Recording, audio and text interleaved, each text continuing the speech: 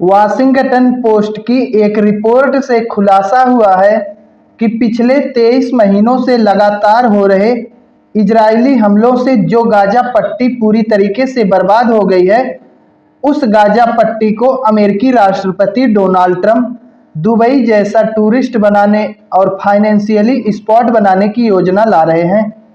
Washington post ने एक खुलासा किया है जिसमें यह बताया गया है कि जो पिछले 23 वर्षों से इजराइल लगातार गाजा पट्टी के ऊपर हमले कर करके वहां के लोगों को तबाह कर दिया, वहां की बिल्डिंगों को नष्ट करने का कार्य किया है, उसे अब जो है अमेरिका पूरी तरीके से अपने कब्जे में ले लेगा।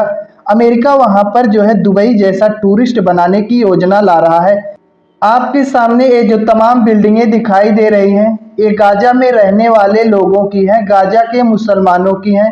अब इन बिल्डिंगों पर पूरी तरीके से अमेरिका का कब्जा होने जा रहा है। अमेरिका इन बिल्डिंगों पर अपना नियंत्रण स्थापित करके वहां पर दुबई जैसा टूरिस्ट बनाने की योजना ला रहा है। डोनाल्ड ट्रंप की एक 38 पेज की सरकारी दस्तावेज में गाजा पट्टी को हाईटेक मेगासिटी में बदलने की योजना का जिक्र किया गया है। डोनाल्ड ट्रंप की एक 38 पेज की सरकारी दस्तावेज लीक हुई है। गाजा पट्टी को हाईटेक मेगासिटी में बदलने की योजना का जिक्र किया गया है। इस योजना को Gaza reconstruction economic acceleration and transformational trust के नाम से जाना जाएगा, जिसे शॉर्ट शब्दों में ग्रेट के नाम से जाना जाएगा। अमेरिका की इस योजना को सफल बनाने के लिए गाजा पट्टी से 20 लाख लोगों को निकाला जाएगा। जिस गाजा पट्टी में लोग भूखमरी का शिकार हो रहे हैं, इजरायली हमलों का शिकार हो रहे हैं, उन लोगों को मदद पहुंचाने के बजाय अमेरिका जो है उन लोगों को वहां से निकालकर दूसरी जगह शिफ्ट कर देगा। उनकी जमीन, घर, जायदाद सब पर अमेरिका का कब्जा हो जाएगा और उन्हें शहर छोड़ने के लिए केवल 4 लाख रुपए 1 साल तक भोजन और किराया दिया जाएगा। अमेरिका लोगों की जमीन हड़प ले रहा है, उनकी बिल्डिंगों पर कब्जा कर ले रहा है। उसके बदले में वह जो है उन्हें 4 लाख रुपए दे रहा है और 1 साल तक उन्हें भोजन और किराया की व्यवस्था कर दी जाएगी। लेकिन अमेरिका नहीं सोच रहा है कि उसके बाद ये लोग क्या करेंगे, कहाँ पर जाएंगे, कहाँ रहेंगे, क्या करेंगे, उसके बारे में कोई नहीं सोच रहा है। उसके बाद वे लोग भूल जाएं कि हमारा गाजा में कभी घर हुआ करता था। इस योजना को लाने के पीछे अमेरिकी राष्ट्रपति डोनाल्ड ट्रंप, प्रसिद्ध उद्योगपति एलन मस्क और सऊदी के क्राउन प्रिंस मोहम्मद बिन सलमान का हाथ है।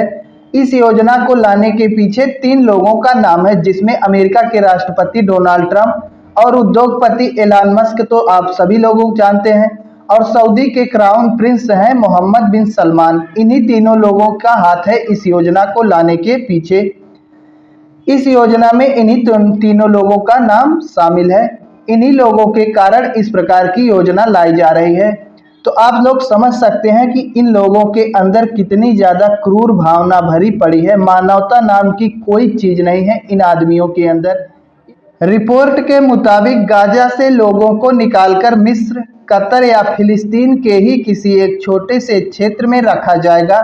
जो गाजा से 20 लाख लोग विस्थापित होंगे, उन्हें या तो मिस्र में या फिर कतर में या फिर उसी फिलिस्तीन के किसी एक छोटे से क्षेत्र में झुग्गी झोपड़ी बनाकर रख दिया जाएगा। जो कभी बिल्डिंगों में रहते थे, अब उन्हें झुग्गी झोपड़ी में रहने के लिए मजबूर कर दिया जाएगा। अगर इस योजना के बारे में विशेषज्ञों की माने तो उनका कहना है कि यह योजना पूरी तरीके से गाजा के निवासियों को निकालने के लिए है और नरसंहार को बढ़ावा देने के लिए है। तो ऐसी स्थिति में आपको क्या लगता है, जो गाजा से 20 लाख लोग निकाले जाएंगे वो बाद में चलकर सुरक्षित रहेंगे? आखिर जिसके पास ना घर है, ना कोई जमीन जायदाद, कुछ नहीं है, वह लोग कैसे सुरक्षित रह पाएंगे? उन्हें 1 साल तक केवल किराया और भोजन उपलब्ध कराया जाएगा। उसके बाद क्या करेंगे ये लोग? आप लोग खुद ही समझ सकते हैं कि वो भी 20 लाख लोगों को भूख के कारण मरना पड़ेगा। मानवाधिकार जैसे संगठनों ने भी इस योजना को लेकर आपत्ति जताई है। मानवाधिकार जैसे संगठन भी इसे जो है गलत बता रहे हैं, कह रहे हैं यह पूरी तरीके से नरसंहार को बढ़ावा देगा। गाजा के निवासियों को निकालने के लिए केवल यह योजना लाई जा रही है।